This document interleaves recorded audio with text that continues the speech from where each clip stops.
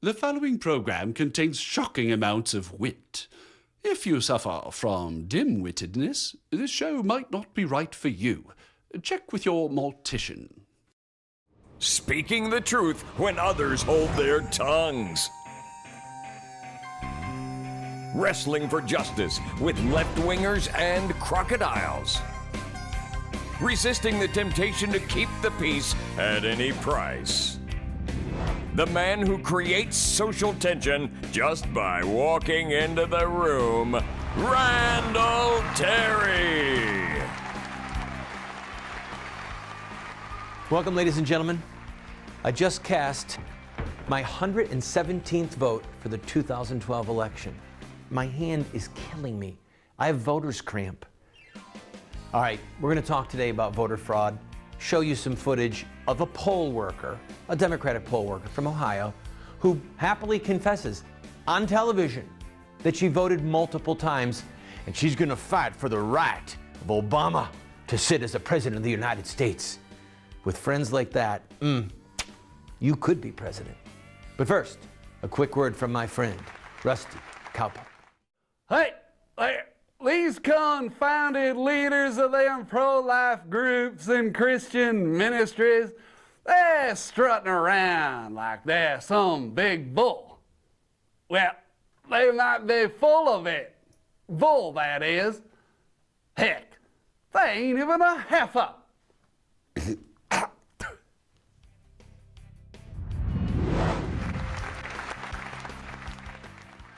Welcome to the show, friend. Most people, if they were caught in voter fraud, would either deny it, wouldn't talk to the press. We've got a lady, Meloise Richardson, we're going to show you a clip in a minute, where she admits to voter fraud, but says, of course, it's not voter fraud. But first, I think that you would be better served if I were to pull, right now, a Mark Rubio.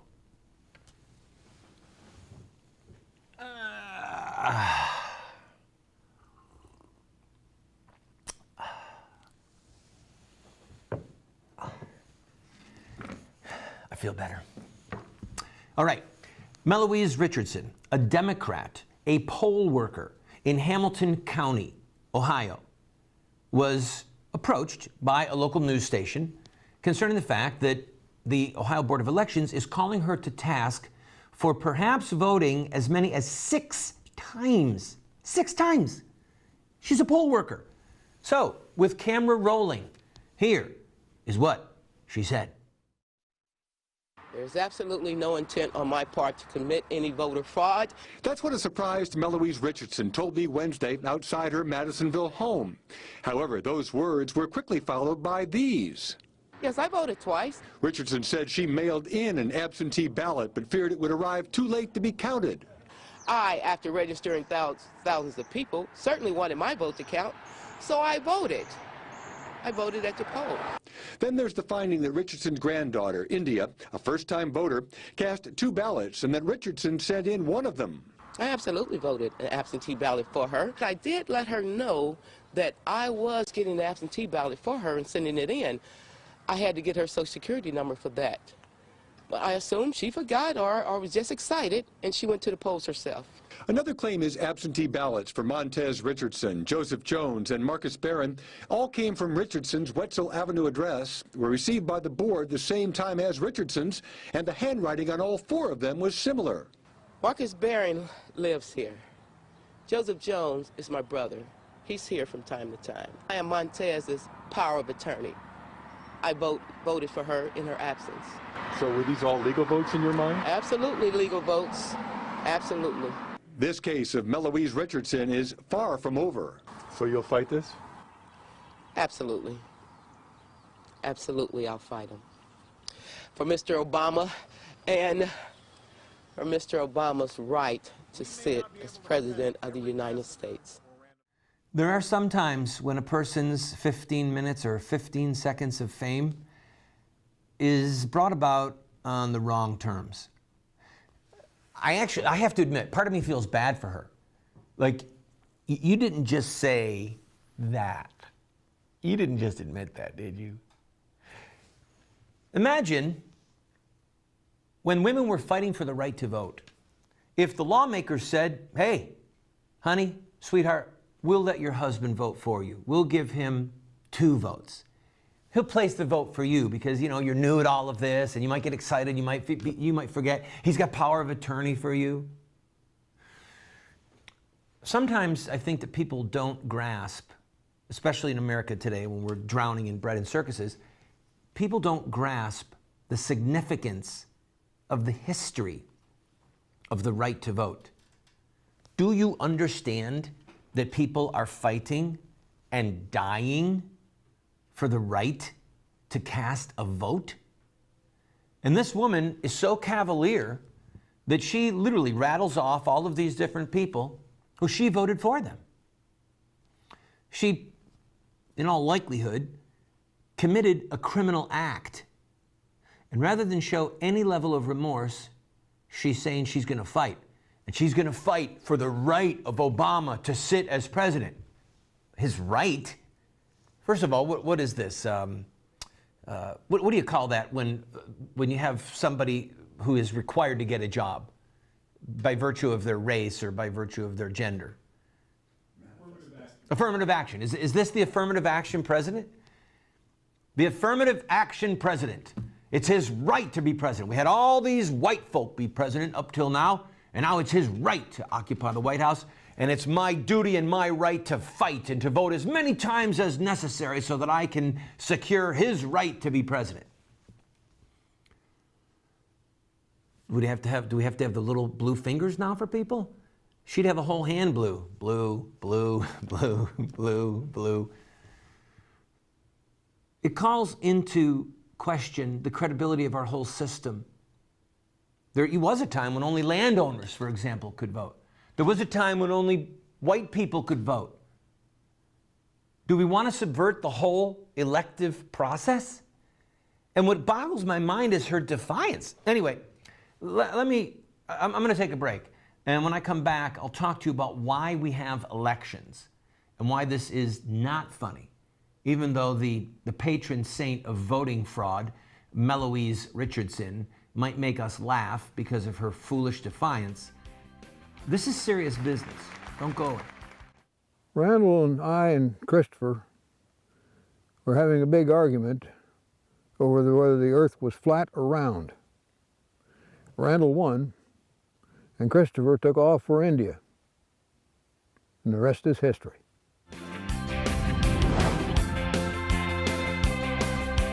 Friend, you need to get this book, We Won't Get Fooled Again. Listen to this. I came to the conclusion that most folks were left over from the Reagan era who were no longer warriors, but are now either too old or unhealthy and had compromised and become comfortable with the Republican establishment. They turned these organizations pretty much into direct mail fundraising fronts and were making tons of money and living the good life in beautiful mansions. The conservative movement had transformed itself from a very dynamic, principled organization in the Reagan years to a bunch of compromising, useless, and ineffective money-making machines. I'm reading to you from the new blockbuster book, We Won't Get Fooled Again, that names names, shows organizations, shows how they say that they're Christian, but they betray Christ, they betray biblical principles in the public square, and we are funding them. Go to the website, call us on the phone, and order it today. I'll send it to you for free if you want. God bless you.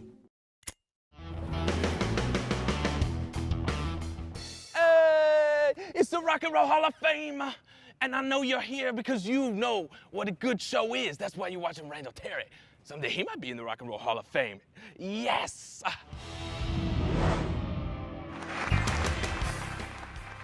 Welcome back, friend. Why do we have elections? We have elections so that we can have the peaceful transfer of power. What are the options? If you're going to have power change hands and you don't do it through a ballot box, how do you do it? You do it with war. You do it with murders, disappearances, imprisonments, exiles. That's the option. Do you understand this? Even in the middle of our Civil War, in 1864, we held an election. The peaceful transfer of power is a part of the very fabric of this nation, and it is tied irrevocably to the franchise. That's an old English word for the vote, okay? If we subvert the electoral process and we go down the road of wholesale voter fraud, then we are opening the door to things, to activities, to the means of the transfer of power. We're opening the door to things that none of us want to ponder, much less participate in. So when Meloise Richardson defies common sense, defies the law, defends her actions, what she is in effect saying is that if it's okay for me to do it, it's okay for you to do it. She's opening the door to people in their minds. Hey, what's the big deal? In fact, another person that they're investigating in Ohio, the officials called them and recorded the conversation, and the person said, yeah, I voted twice. What's the big deal? This is how far some people have gone in their mind to participate in something fraudulent and unethical and illegal simply so they can get the person in office that they want. In other words, they're completely prepared to commit a criminal act. God help us. Friend, I'm going to take a break. When we come back, if we do come to the place where martial law was declared or where the government decided that it was no longer going to have free and open elections, well, at that point, a great deal of the power and the authority in this country would devolve back to we the people, all right? Some of the philosophers that were at the time of our revolution called it a state of nature, okay? That's a highbrow way of saying, in effect, some of the power would devolve to the barrel of a gun. Well, would you like that AK-47 with sausage and pepperoni? Or perhaps our veggie AK-47? I'll be right back. Moments with Moses. If you will not obey the voice of the Lord your God, or be careful to do all his commandments and his statutes which I command you this day, then all these curses shall come upon you and overtake you. Friend, you need to get this book. We Won't Get Fooled Again. Listen to this. I came to the conclusion that most folks were left over from the Reagan era who were no longer warriors, but are now either too old or unhealthy and had compromised and become comfortable with the Republican establishment. They turned these organizations pretty much into direct mail fundraising fronts and were making tons of money and living the good life in beautiful mansions.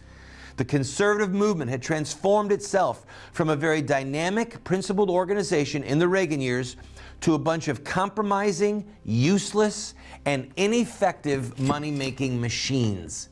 I'm reading to you from the new blockbuster book, We Won't Get Fooled Again, that names names, shows organizations, shows how they say that they're Christian, but they betray Christ, they betray biblical principles in the public square, and we are funding them. Go to the website, call us on the phone, and order it today. I'll send it to you for free if you want. God bless you. It is better to have an ambitious plan than none at all. Sir Winston Churchill.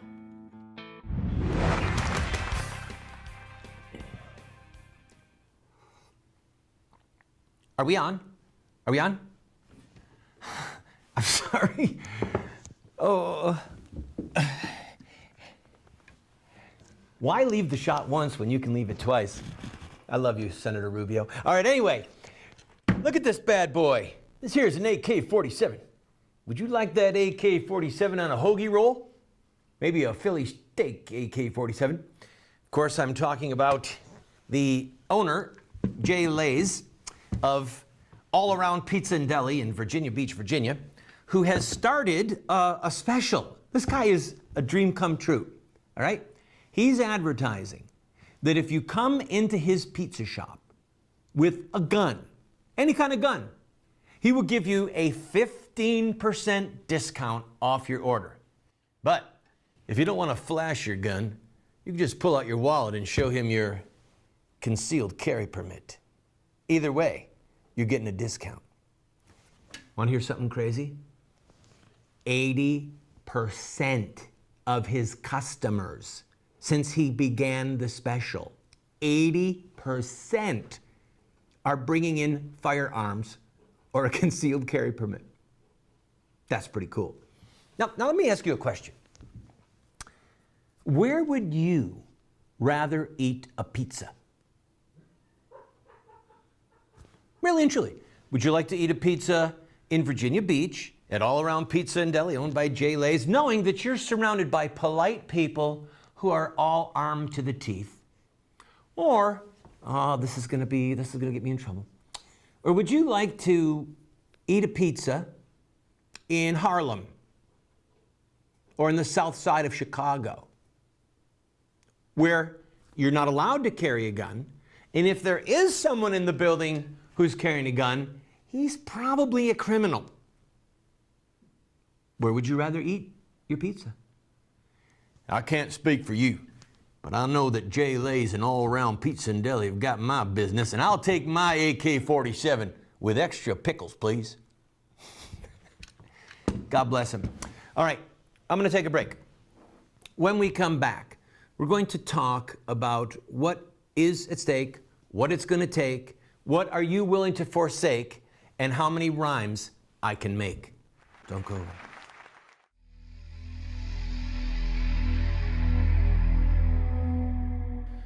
The fool has said in his heart, there is no God. They are corrupted and become abominable in iniquities. There is none that doth good.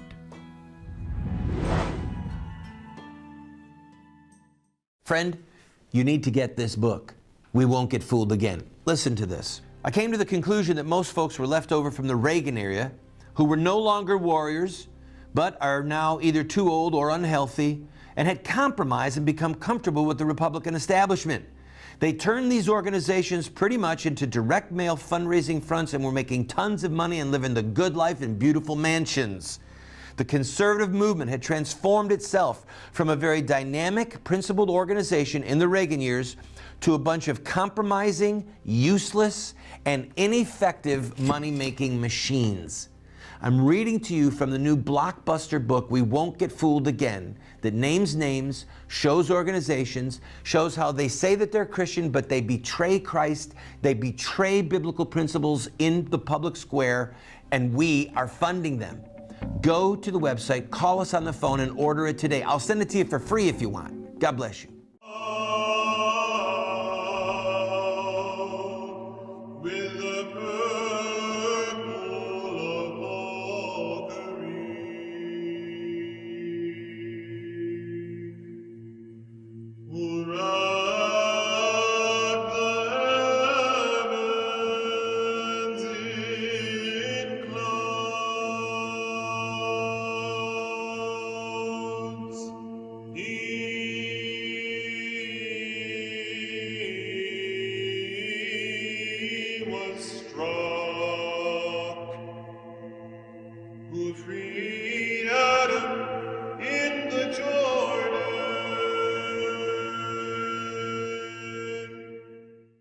All right, before I give you a challenge for you, I want to bring up a couple other news items. And this one is really sad, truly horrific. So if there are any small children in the room, I suggest that you tell them to leave right now, okay?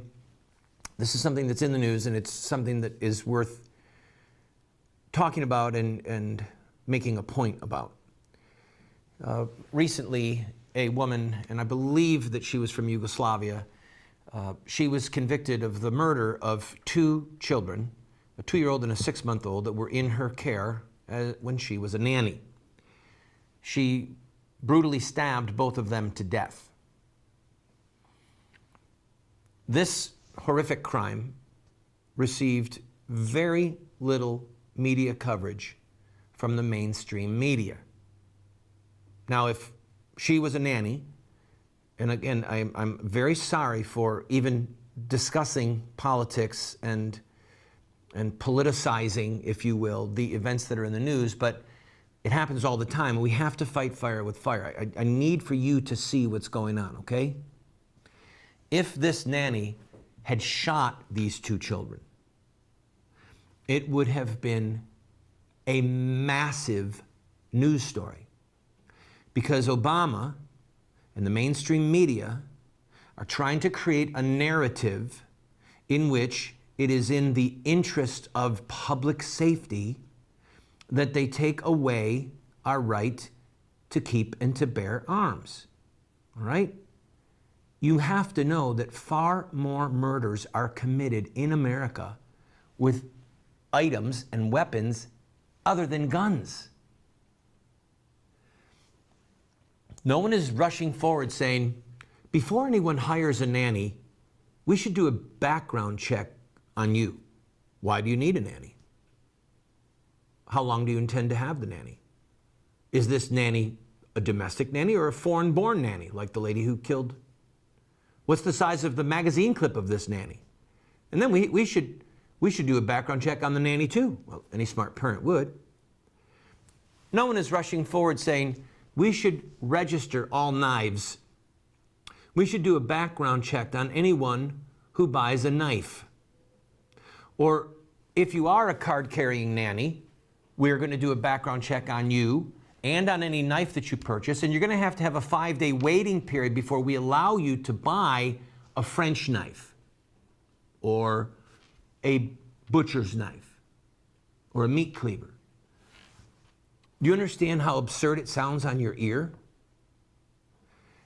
The discussion about firearms should sound just as preposterous, just as bizarre, just as offensive. The problem is that the debate about gun control and gun safety and the Second Amendment has been droning on for so long that good people, intelligent people, people who love and fear God, people who love liberty, have literally fallen prey to the propaganda. So the next time you hear this nonsense being spouted, and they talk about the children, okay?